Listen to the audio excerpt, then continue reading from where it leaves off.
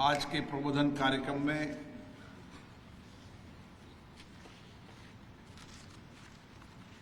मध्य प्रदेश के विधानसभा के माननीय अध्यक्ष, जिनको विधानसभा का अनुभव है, विधानसभा मंत्री का अनुभव है, लोकसभा में मंत्री के रूप में अनुभव है और विशेष रूप से संसदीय कार्य मंत्री के रूप में भी अनुभव है। ऐसे अनुभवी और मुख्यमंत्री जी ने सही कहा, तोमर साहब के लिए गंभीर मध्य प्रदेश के विधानसभा के माननीय अध्यक्ष नरेंद्र सिंह जी तोमर साहब, मध्य प्रदेश के यशस्वी मुख्यमंत्री माननीय मोहन यादव जी, उत्तर प्रदेश विधानसभा के अध्यक्ष माननीय सतीश महाना जी,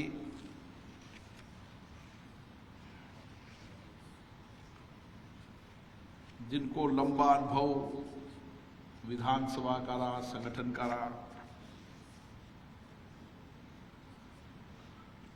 और कई बार मंत्री बनने का अनुभव भी रहा, माननीय कैलाश विजयवर्गीय जी, प्रतिपक्ष के नेता उमंग सिंगार जी, लोकसभा के महासचिव उत्पल कुमार सिंह जी, राज्य के उप मुख्यमंत्रीगण, माननीय मंत्रीगण,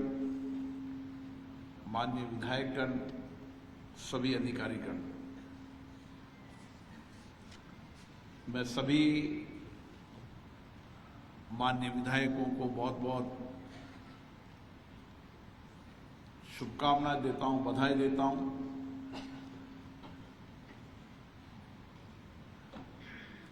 जो चुनकर आए हैं और जिनको जनता ने बहुत अपेक्षाएं, आकांक्षाओं से चुना है। मुझे आशा है कि वह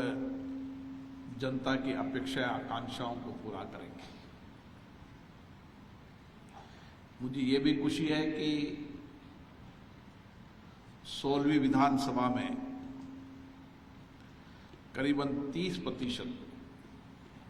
69 माननीय सदस्य पहली बार चुनकर आए। कई माननीय सदस्य ऐसे भी हैं जिनको मंत्री बनने का अनुभव है केंद्र में, लेकिन राज्य विधानसभा में पहली बार चुनकर आए। तो निश्चित रूप से जो चुनकर आए हैं पहले भी और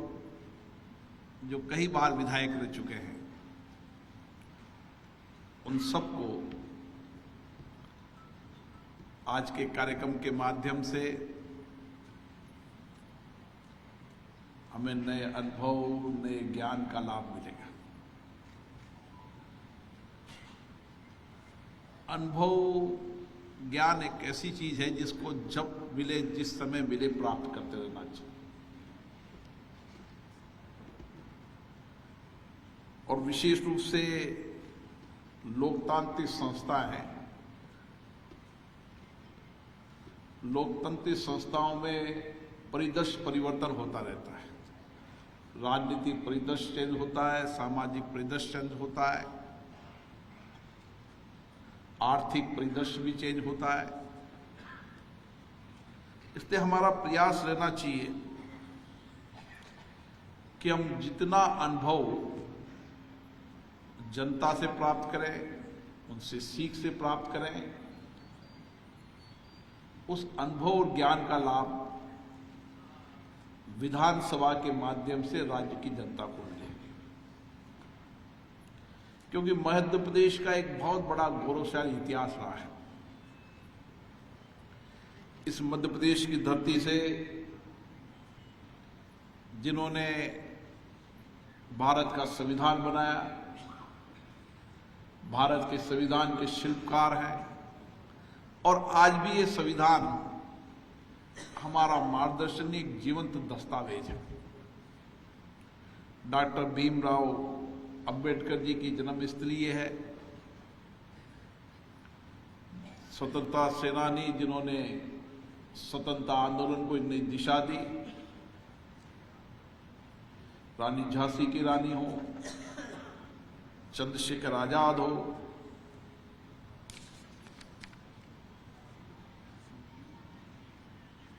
राष्ट्रपति के रूप में स्वर्गीय शंकर दयाल शर्मा जी हो, और जिन्होंने राजनीति से ऊपर उठकर इस लोकतांत्रिक को एक दिशा दी, लोकतंत्र को एक दिशा दी। माननीय अटल बिहारी वाजपेयी जी भी इसी धरती से आते हैं। तो ये धरती की एक बड़ी महिमा है और मुझे खुशी है यहाँ के मुख्यमंत्रियों ने, यहाँ के विधानसभा अध्यक्षों ने का एक गौरवशाली इतिहास रहा है, गौरवशाली परंपराएं रही है और आप सबको सौभाग्य मिला है कि आप इस गौरवशाली विधानसभा के सदस्य हैं और गौरवशाली विधानसभा के सदस्य होने के नाते आपकी जिम्मेदारी ज्यादा बन जाती है कि आप विधायक के रूप में जहां जनता की अपेक्षाएं, आकांक्षाएं तो पूरी करेंगे सही, लेकिन उसके साथ साथ किस तरीके से हम प्रदेश के सर्वांगीण विकास की योजना बनाएंगे। विधानमंडल हमारी लोकतांत्रिक संस्थाओं के प्रमुख संस्था होती है और इस नाते राज्य का लोकतांत्रिक संस्थाओं का सर्वोच्च सदन होने के नाते हमारी जिम्मेदारी बनती है कि हम राज्य के विकास के लिए और राज्य की जनता की आकांक्षाओं के लिए इस विधानमंडल में चर्चा करें और किस तरीके से चर्चा संवाद के साथ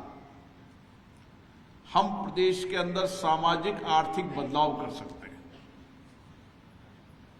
जब हम लोकतंत्र के इतिहास को देखते हैं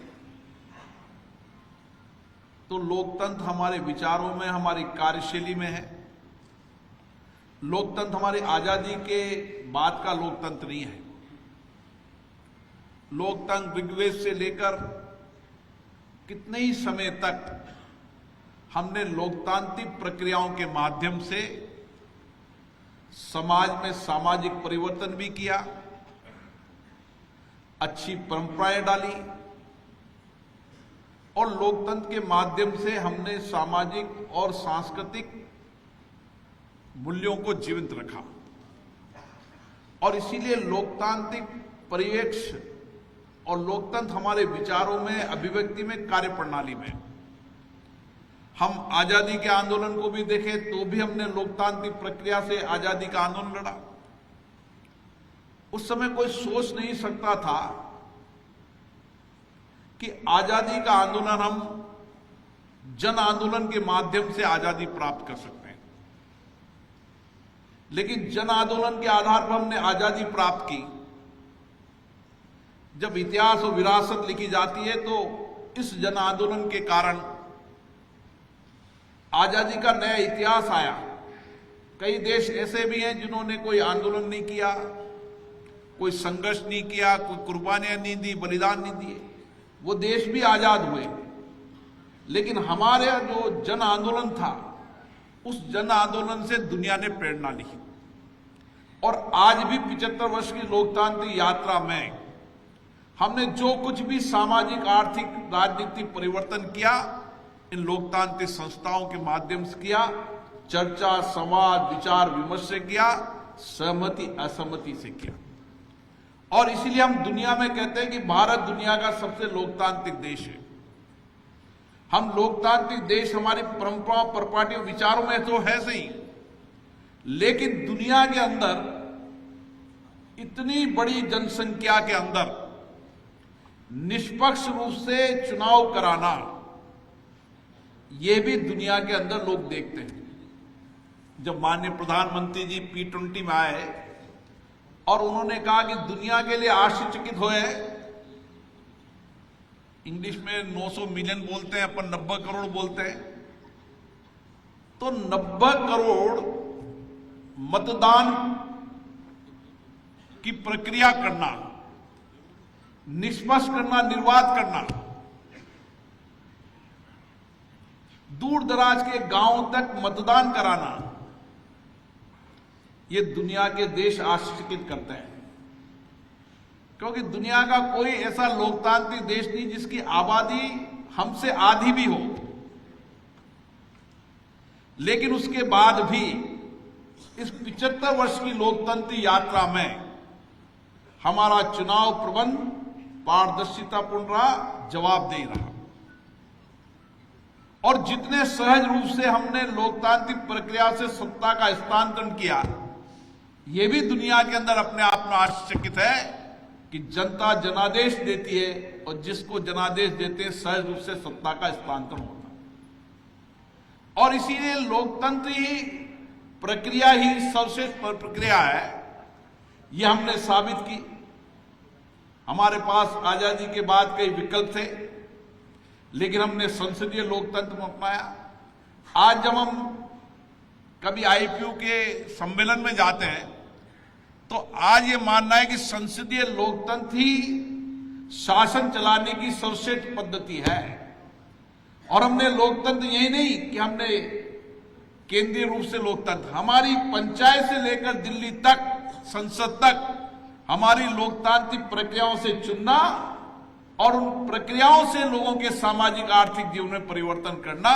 यह हमारी लोकतंत्र की ताकत है। और इसलिए जब लोकतंत्र की ताकत हमारी है तो लोकतंत्र की सर्वोच्च संस्था विधानसभा है, लोकसभा है। ये विधानसभा लोकसभा कैसे चलनी चाहिए, ये जिम्मेदारी माननीय विधायकों की है। संस्था की कार्यप्रणाली, उसकी सर्वश्रेष्ठता है, लेकिन उसमें काम करने वाले, उसमें अपने दायित्व को निभाने वाले, उसकी हिस्सेदारी वाले व्यक्ति पर निर्भर करता है कि हम लोकतांत्रिक संस्थाओं के माध्यम से कैसे बेहतर परिणाम ला सकते हैं, कैसे हम सामाजिक आर्थिक कल्याण के साथ राजनीतिक परिदृश्य के अंदर एक विकास की नई अवधारणा खड़ा कर हम नैतिक रूप से काम करते हुए एक व्यापक बदलाव अपने अपने राज्यों में ला सकते हैं। और इसीलिए हमारी बार बार चिंताएं रहती है कि विधानसभाओं में जो गरिमा गिरती जा रही, जो शालीनता गिरती जा रही, जिसका जिक्र अभी हमारे प्रतिपक्ष के नेता ने भी किया। मुझे याद है 2001 के अंदर जब देश भर के सारे विधानसभा के अध्यक्ष, देश के अंदर सभी राजनीतिक दल के नेता बैठे थे और उस समय एक बात की चिंता की थी कि हमारी लोकतांत्रिक संस्थाओं के अंदर हमारी गरिमा शालीनता गिरती जा रही, उस विषय पर एक लंबी चर्चा हुई थी और सभी का मानना था कि सदन के अंदर गरिमा शालीनता बनी रहनी चाहिए और गरिमा शालीनता बनी रहेगी, विधानसभा के अंदर अच्छी डिबेट होगी, चर्चा होगी, संवाद होगा, तो एक बेहतर परिणाम भी आएगा और जो उसमें हिस्सेदारी लेने वाले हैं वो भी सर्वश्रेष्ठ नेता बनेंगे। और आज चाहे लोकसभा, विधानसभा हो, देश और प्रदेश के ऐसे नेता हैं जो इन सदनों से ही नेता बने हैं। इन सदनों के अंदर चर्चा, संवाद, डिबेट से ही नेता बने हैं। एक विधायक अपने क्षेत्र में लोकप्रिय हो सकता है, लेकिन अगर वह राज्य का नेता बनना चाहता है तो उसके लिए विधान मंडल एक ऐसा मंच है जिसके माध्यम से वो राज्य की भावनाओं को अभिव्यक्ति कर सकता है, कानून बना सकते समय सार्थक चर्चा कर सकता है, और अपनी डिबेट और चर्चा के अंदर जितनी सार्थक चर्चा करेगा उतना ही वो लीडर प्रदेश का बनेगा। मुझे याद है कि मैं विधानसभा में रहा, लोकसभा में रहा, अभी धीरे धीरे माननीय विधायकों चाहे सांसदों में सदन में भी देखता हूं, वह अपने क्षेत्र तक सीमित रह जाते हैं, अपने क्षेत्र की सीमित बातों पर चर्चा करते हैं। वह कभी पूरे देश की या प्रदेश की चर्चाओं में उनकी रुचि कम हो गई, और यह बहुत चिंता का विषय है। जैसा तोमर साहब ने कहा, चाहे प्रश्नकाल हो, प्रश्नकाल के अंदर प्रश्न पूछने वाला जितना संक्षिप्त में प्रश्न पूछेगा उतना ही उत्तर मंत्री को देने में परेशानी होगी, और जितना लंबा प्रश्न पूछेगा उतना ही मंत्री जी को जवाब देने में आसानी होगी। इसलिए संक्षिप्त में प्रश्न पूछना और संक्षिप्त में माननीय मंत्री जी को जवाब देना, यह सबसे पहले प्रश्नकाल का महत्वपूर्ण हिस्सा है। जो ज्यादा लंबा जवाब देता है मंत्री जी, उससे भी सप्लीमेंट्री पूछते हैं तो मंत्री जी भी उसमें उलझ जाते हैं। इसलिए प्रश्नकाल के अंदर जब प्रश्न लगे, अगर माननीय विधायक पूरी तैयारी के साथ पूछे तो निश्चित रूप से मंत्री जी भी पूरी तैयारी करके आएंगे। और मेरा तो मानना है, जितनी ज्यादा विधानसभा के सत्र होंगे उतनी सरकार में पारदर्शिता आएगी और उसका अनुभव भी लाभ मंत्रियों को मिलेगा, क्योंकि जब ब्रीफिंग लेते हैं मंत्री तो उनको विधानसभा के अंदर ब्रीफिंग लेने से ज्यादा है, क्योंकि लोकसभा में तो नेचर है, लोकसभा के अंदर जब कभी माननीय मंत्री आते हैं तो बड़ी लंबी ब्रीफिंग पढ़ते हैं और लंबा करते हैं। और राज्यों में अभी ये प्रक्रिया परंपराएं कम है। अगर राज्य के अंदर भी कुछ लोकसभा के अंदर जिस तरीके से प्रश्न के समय एक लंबी, क्योंकि तोमर साहब यहाँ अध्यक्ष हैं तो समय समय पर माननीय मंत्रीगण को, विधायकों को भी लगातार चर्चा करते रहेंगे, उतना ही मंत्री भी उस डिपार्टमेंट को समझेगा और विधायक भी जो प्रश्न पूछने वाला है वो डिपार्टमेंट की पूरा एक प्रश्न के अंदर अगर वो पुराने प्रश्नों के सारे जवाबों का अध्ययन करने के बाद अगर प्रश्न लगाता है और उसके प्रश्न का उत्तर पूछता है तो निश्चित रूप से सदन के अंदर भी और सरकार के अंदर भी पारदर्शिता आएगी और सरकार भी पूरी तैयारी के साथ माननीय विधायक जी को जवाब देगी। और इसलिए मेरा मानना है कि अभी जो चिंता है, हर कानून बनाते समय कानून पर एक लंबी चर्चा होनी चाहिए, डिबेट होना चाहिए, सार्थक होनी चाहिए। कई बार मुझे लगता है कि जैसे कोर्ट में एक आता ना, एक वकील एक पक्ष का तो उसको विपक्ष में बोलना ही बोलना है, क्योंकि वो तो उस पक्ष का वकील है। पक्ष में बोलने वाले वो पक्ष में बोलना ही बोलना है। मेरा मानना है कि प्रतिपक्ष को भी कानून सही है तो सकारात्मक चर्चा करनी चाहिए, कानून में कमी है तो डिबेट करना चाहिए, चर्चा करना चाहिए, तर्क के साथ करना चाहिए। हमारा काम सत्ता पक्ष का प्रतिपक्ष का एक है कि जो सरकार नीतियां बना रही है उसकी नीतियां की जितनी सकारात्मक रूप से आलोचना करेंगे, सरकार उतनी पारदर्शिता से काम करेगी। कानून बनाते समय अगर हम तर्कों के साथ चर्चा करेंगे तो कानून बेहतर बनेगा, उससे राज्य का कल्याण बेहतर होगा। इसलिए कानून बनाते समय हमारी चर्चा गंभीर होना चाहिए। और मैं माननीय अध्यक्ष महोदय से कहूंगा कि हर कानून बनाने के पहले कभी ना कभी कोई ना कानून में संशोधन लाए होंगे, तो माननीय विधायक उन पुराने कानूनों में जो चर्चा हुई हो पक्ष विपक्ष की, उसका रिसर्च करके अध्ययन कर अगर कानून पर चर्चा करेंगे तो बेहतर तरीके से वो उस कानून पर चर्चा कर पाएंगे। इसलिए हर विधानसभा के अंदर भी एक रिसर्च की यूनिट बनना चाहिए। और वो रिसर्च की यूनिट, क्योंकि विधानसभा तो सब दल के होते हैं, वो दल से तो होता ही नहीं, चाहे सत्ता और पक्ष को जितना अनुभव जितना ज्ञान विधायक प्राप्त करना करे। लेकिन मेरा मानना है कि कानूनों पर सार्थक चर्चा होनी चाहिए, क्योंकि कानून अगर ब्यूरोक्रेसी बनाती है उसको विधायिका लाती है हर कानून में, क्योंकि कानून सरल भाषा में भी होने चाहिए और कानून बनाने के उद्देश्यों से लेकर उसके कानून के इफेक्ट तक, एक कानून बन जाता है उसका बहुत लंबा प्रभाव पड़ता है और कानून बनने के बाद कई बार एक्ट आने के बाद उसके रूल्स बनने में सालों लग जाते हैं। तो मेरा मानना है कि जब एक्ट पास हो कम समय के अंदर उसके रूल्स बन जाएं ताकि उसका ज्यादा प्रभावी पड़ेगा, क्योंकि मैं कई बार पार्लियामेंट में मैंने देखा कि एक्ट पास हुए कई 2 साल हो गए और उसके रूल्स अभी तक नहीं बने, ऐसा भी मैंने अनुभव किया है। इसलिए मेरा मानना है कि जैसे एक्ट पास हो उसके रूल्स भी साथ के साथ बन जाए ताकि उसके बेहतर परिणाम। मेरे को पता था, मैंने 16वीं लोकसभा के अंदर, 14वीं लोकसभा, 13वीं लोकसभा के कई एक्ट पास हो गए, 13वीं लोकसभा के रूल्स ही नहीं बने। तो ये जब तक रूल्स नहीं बनेंगे जब तक उस लागू नहीं होंगे। इसलिए कानून बनाते समय कानून का बहुत लंबा इफेक्ट पड़ता है, एक कानून का उस प्रदेश की जनता पर बहुत प्रभाव पड़ता है। इसलिए कानून हमारे लिए बनाने के लिए सबसे महत्वपूर्ण भूमिका सदन होती है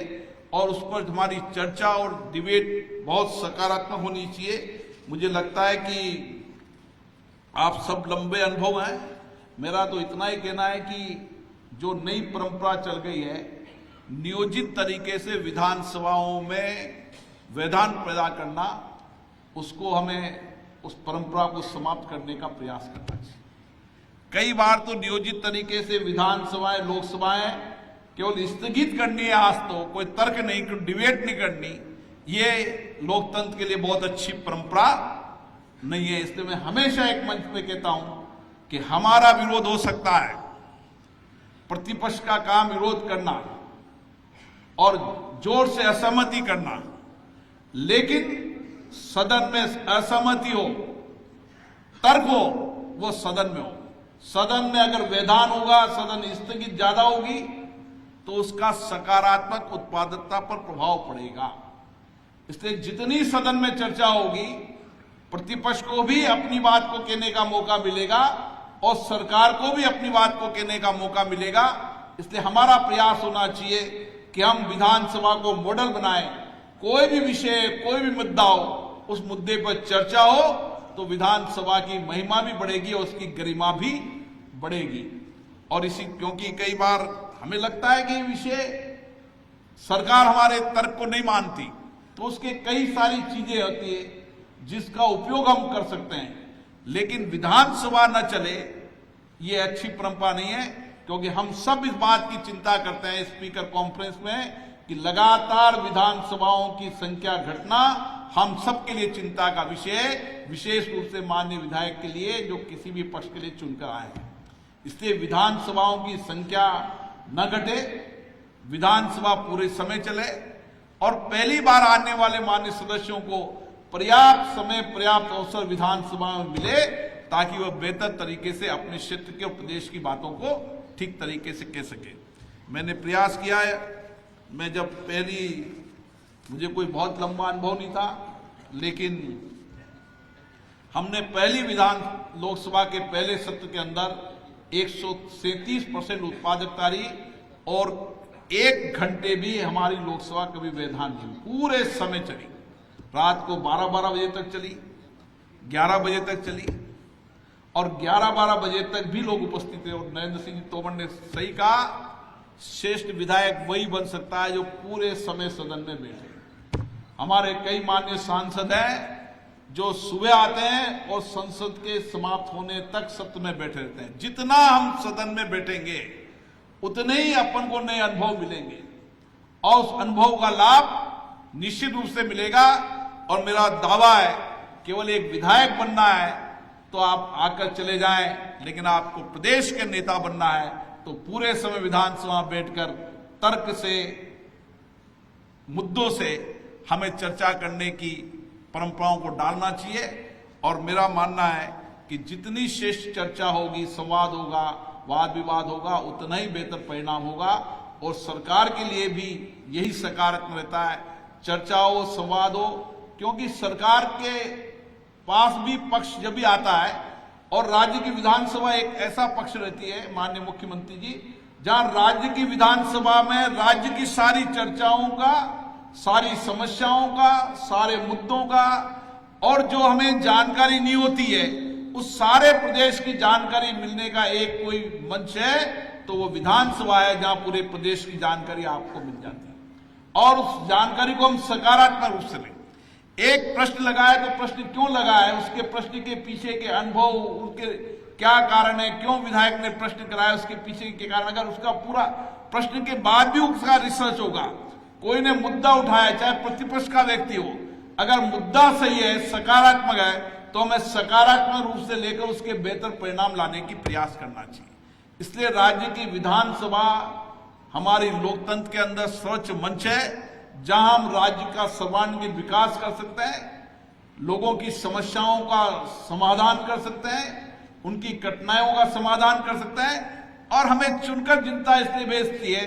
कि हम उनकी बातों को, उनके अनुभव को, उनकी कठिनाइयों की आकांक्षाओं को, अपेक्षाओं को सदन में रखें और सरकार से अपेक्षा रहती है कि वो जनता की अपेक्षा आकांक्षाओं को पूरा करे। मुझे आशा है मध्य प्रदेश की विधानसभा का गौरवशाली इतिहास रहा है, माननीय अध्यक्ष जी भी बहुत अनुभवी हैं, नई परंपराएं, नई प्रपाटियां हमें शुरू करना चाहिए और जो देश के अंदर एक मॉडल विधानसभा बने, जहां पर पूरे समय विधानसभा चले, हर मुद्दों पर चर्चा हो और सरकार भी उठाए गए मुद्दों को सकारात्मक दिशा में ले, चाहे पक्ष का हो चाहे विपक्ष का हो, तो हम एक बेहतर परिणाम ला सकते हैं। और प्रदेश की जनता का जो कल्याण करने की जिम्मेदारी हमें दी है, जिस अपेक्षा आकांक्षाओं के बड़े विश्वास के साथ हमें चुनकर भेजा है, मुझे आशा है कि हम जनता के विश्वास और भरोसे को और कायम करेंगे और सरकार जिस तरीके से यहाँ चुनकर आई है, मुझे आशा है यहाँ के मुख्यमंत्री उन्हीं विश्वास भरोसों को और कायम करते हुए बेहतरी के लिए काम करेंगे, क्योंकि मध्य प्रदेश एक ऐसा प्रदेश है जो राज्य के विकास का एक नया मॉडल बना सकता है और उन सब मॉडल बनाने में सभी विधायकों का सकारात्मक सहयोग हुआ। आप सबको बहुत बहुत धन्यवाद।